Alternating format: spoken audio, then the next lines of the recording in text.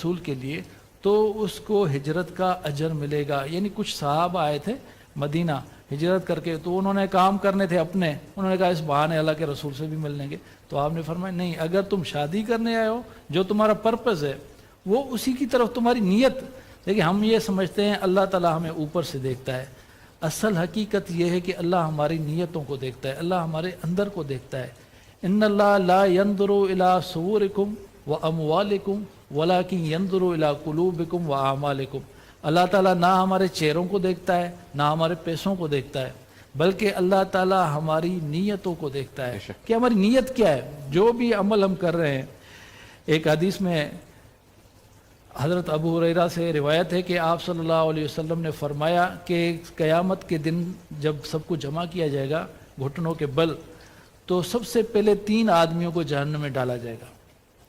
پہلا جو آگ بنے، ایندھن بنیں گے جہنم کا، پہلا ہوگا قاری عالم. اس کو بلایا جائے گا کہ بھائی آپ نے قرآن آپ کو سکھایا پڑھایا، آپ نے کیوں پڑھا؟ تو اس نے کہے گا یا اللہ میں نے تیرے قرآن کو پھیلایا، تیرے علم کو پھیلایا، اس لیے پڑھا. اللہ تعالیٰ فرمائیں گے کذبت، تم نے جھوٹ بولا. فرشتے کہیں گے یقول الملائکۃ کذبت، کہ تم نے جھوٹ بولا، اس لیے تو نے پڑھا تاکہ لوگ تیری واہ واہ کریں، لوگ تجھے قاری کہیں، لوگ تجھے عالم کہیں. تو فل القی فی النار، اس کو جہنم میں پھینک دیا جائے گا. پھر اللہ تعالیٰ بلائیں گے شہید کو. کتنے بڑے لوگ ہیں، اللہ تعالیٰ کہیں گے کہ تو جنگ کی، تو نے لڑائی لڑی، تجھے اتنے بڑا رتبہ کیوں کیا؟ کہا یا اللہ تیرے لیے، تیری دین کی خاطر میں اسلام کو لے کے پھرا، حتیٰ کہ میں شہید ہو گیا. اللہ فرمائیں گے کذبت، تو نے جھوٹ بولا. وَيَقُولُ الْمَلَائِكَةُ كَذَبْتَ، فرشتے کہیں گے جھوٹ بولتے ہو، تم نے اس لیے کہا کہ لوگ ہمیں بہادر کہیں. فقط کیل ہے، وہ تمہیں کہہ دیا گیا. پھر تیسرا آدمی ہوگا سخی. اس کو بلایا جائے گا بھائی آپ کو اللہ نے اتنا پیسہ دیا، اتنی طاقت دی، عزت دی، اس کا کیا کیا؟ کہا یا اللہ میں نے لوگوں پہ خرچ کیا، غریبوں کو، ناداروں کو، بیواؤں کو، یتیموں کو میں بانٹتا تھا، میں کھانے کھلاتا تھا تیرے لیے. اللہ تعالیٰ فرمائیں گے کذبت، تو جھوٹ بول رہا ہے. فرشتے کہیں گے کذبت، تو جھوٹ بول رہا ہے، تو نے اس لیے کیا کہ لوگ تجھے سخی کہیں، تیری واہ واہ کریں. فقط کلو دنیا میں ہو گیا. ثم القی فی النار، اس کو جہنم میں پھینک دیا جائے گا. یہ بہت بڑے گناہ ہیں. یہ جو دل کا شرک، جیسے مولانا صاحب نے فرمایا، یہ شرک خفی جو ہے وہ سب سے زیادہ خطرناک ہے. کہ اندر ہی اندر یہ بات آنا کہ جو ہے میں بہتر ہوں اور میں جو کر رہا ہوں، یعنی کہ اللہ کے لیے نہیں ہوتا، وہ ریاکاری ہوتی ہے. ریاکاری سب سے بڑا یہ جو موذی مرض ہے. تو اللہ تعالیٰ ہمیں اس مرض سے بچائے. بالکل. جی علامہ نسیم احمد صدیقی صاحب، میں چاہوں گا آج کے موضوع کے حوالے سے کچھ آپ بھی فرمائیں. بسم اللہ الرحمن الرحیم. یہ بہت اچھا عنوان ہے، اور ریاکاری کے تحت جو بھی عمل کیا جائے مجھ سے پیش رو. علماء نے جو بھی کہا قرآن اور حدیث کی روشنی میں یہ بالکل درست اور ٹھیک ہے کہ ریاکار کو جو ہے اللہ سبحانہ و تعالیٰ عز و جل جہنم میں ڈال دے گا اور اس کا عمل قبول نہیں کرے گا. قرآن مجید میں سورہ ماعون میں بھی ہے کہ جو دکھاوے کے لیے نمازیں پڑھتے ہیں تو ان کی نماز قبول نہیں ہوتی. فَوَيْلٌ لِّلْمُصَلِّينَ الَّذِينَ هُمْ عَنْ صَلَاتِهِمْ سَاهُونَ، یہ اللہ تعالیٰ نے فرمایا.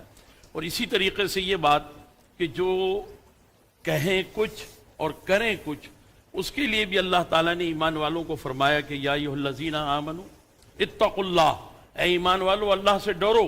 قولوا قولا سدیدا، اور جب بھی کوئی بات کرو تو سیدھی بات کرو، اس میں کسی قسم کا ٹیڑھ نہ ہو، کجی نہ ہو.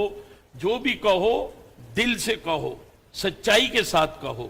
دیکھیے اس ضمن میں قرآن مجید میں سورہ بقرہ میں ایک اور آیت مقدسہ ہمیں ملتی ہے جس میں اللہ سبحانہ و تعالیٰ عز و جل نے اپنے محبوب علیہ السلام کے اصحاب کو بھی یہ فرمائے کہ یا ایھا الذین آمنوا لا تقولوا راعنا، کہ جب تم میرے محبوب کی خدمت میں ان کی بارگاہ میں حاضر ہوا کرو تو اب تم راعنا یعنی یا رسول اللہ رعایت فرمائیے. ایک ہی جملہ 2 بار ارشاد فرما دیجئے، ہمارے ذہن میں یہ سما نہ سکا، ہم یاد کر لیں گے. تو یہودی اور منافق جو تھے وہ کیا کرتے تھے کہ آ کر راعینا کو یوں کہتے تھے راعینا، اور راعینا کا راعی کیونکہ نگراں کو کہتے ہیں، بکریوں کو چرانے والا وہ راعی ہوتا ہے. تو وہ اس پر زور دیتے تھے راعنا یا کے بغیر، صرف اس میں زیر ہے، کسرہ ہے، اور راعینا یہ ذرا زور دے کر کہنے کا مطلب یہ ہوا نعوذ باللہ کہ حضور علیہ الصلوۃ والسلام کو کہہ رہے ہیں کہ اے چرواہے ہم پر یعنی توجہ کریں.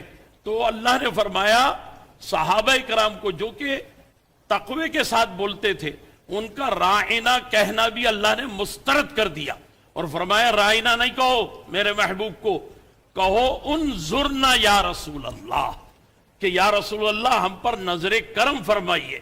تو پتہ یہ چلا کہ اللہ تبارک و تعالیٰ کے نزدیک کوئی بھی عمل جس میں فریب کاری ہو یا ریاکاری ہو، کیونکہ اس میں ان کی خواہشات باطلہ جو ہے وہ سامنے آتی تھی، وہ فریب دینا چاہتے تھے اللہ کے رسول کو اور مسلمانوں کو، تو اللہ تعالیٰ نے راعنا کہنا بھی بند کروا دیا.